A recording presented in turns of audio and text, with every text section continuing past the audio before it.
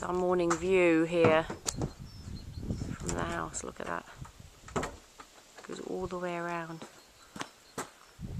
We're starting off over here. We're going to leave in a minute, but this is my little house where I stayed in. And what's common here in Norway, which the rest of the world might not know, is that the grass grows on the roof. It's pretty neat. Runa could tell you more, but for now, let's suffice to say that that's the little house that I stay in.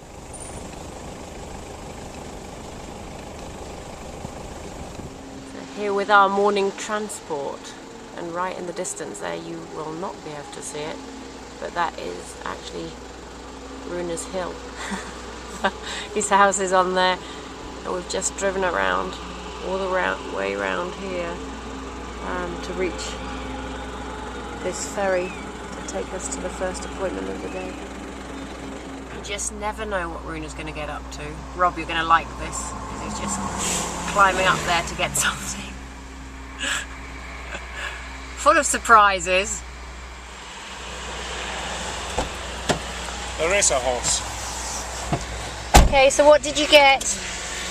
This plant has its name from horses.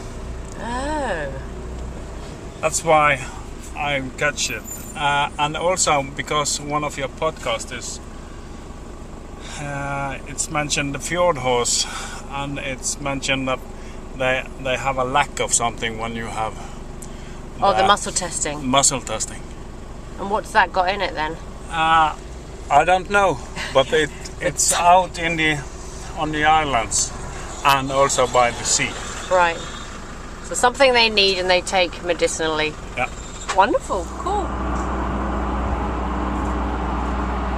So here we are on the ferry, taking it as our taxi, crossing the fjord to our next area. These beautiful, beautiful surroundings. It's quite spectacular. Norway has an amazing landscape.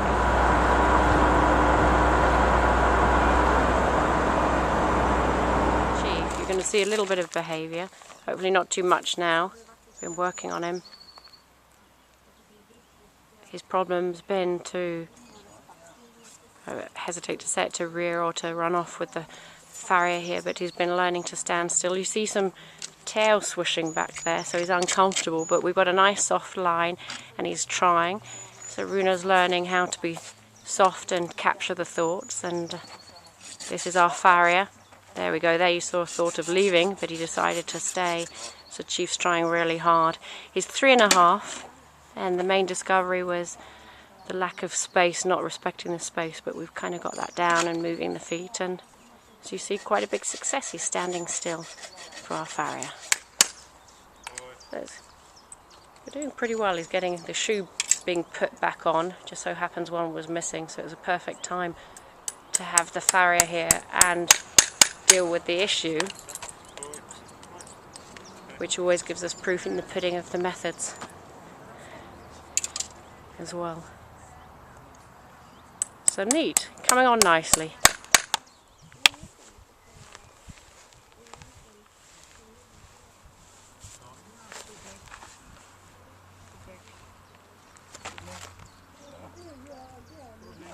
The reason I'm here is the fact that she kicks at the farrier, and they've used the twitch to naturally sedate her to make sure she's comfortable with it.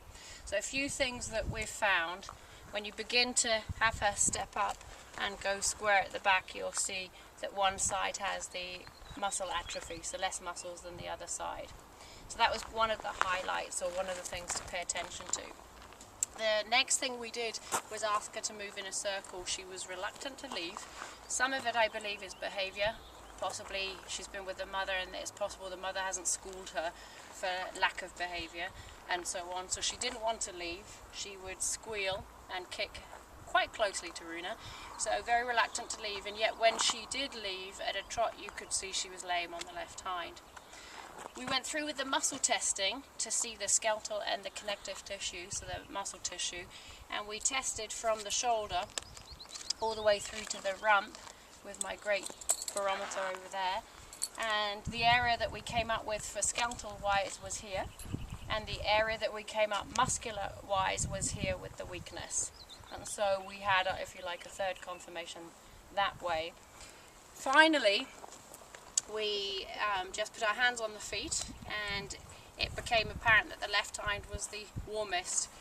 Had a fabulous tool, like a little laser, to find out the heat, and the heat was, I believe, around the 32 to 34 in the 3 feet, whilst it was 41 to about 43 on the left hind. So we've had kind of 4 things to suggest that she's uncomfortable, be it from the foot all the way up to the hip. From a horsemanship standpoint, I've used the little stick, we've used the plastic bag to test. She hasn't kicked once.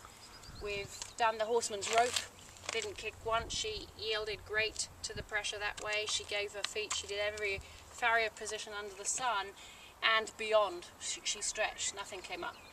We've picked up the feet and nothing's come up. And the biggest thing is the tools. She reacts to the tools, not so much picking up feet. But the question would lie in, is there pain versus actual behaviour? Problem is, we can't deal with an issue that's not being shown, it's not presenting itself, and furthermore, if it's pain, she can't be schooled for behaviour, for being in pain. So that's where we're at. And she's smoothing. That's a nice cut. Check this out, this is the panoramic view here at Runa's house, where he's virtually at the end here, and he's surrounded by 2 fjords. So it breaks off, splits off, goes there. Absolutely amazing view. Lovely way to end the day. And there would be my little home for the evening.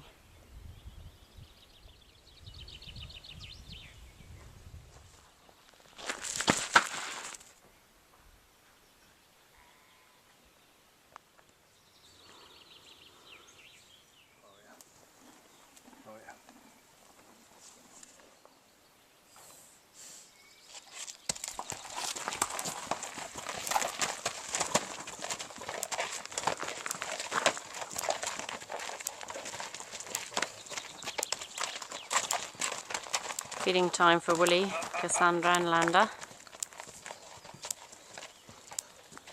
This rock formation that's specially designed for these guys. And to be patient at the bottom.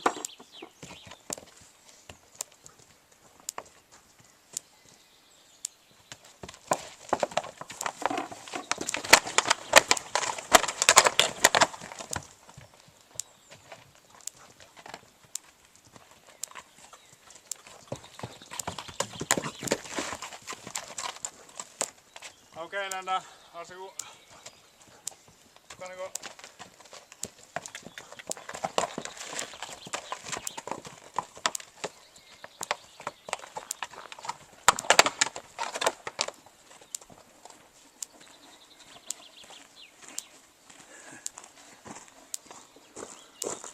And there she is down there.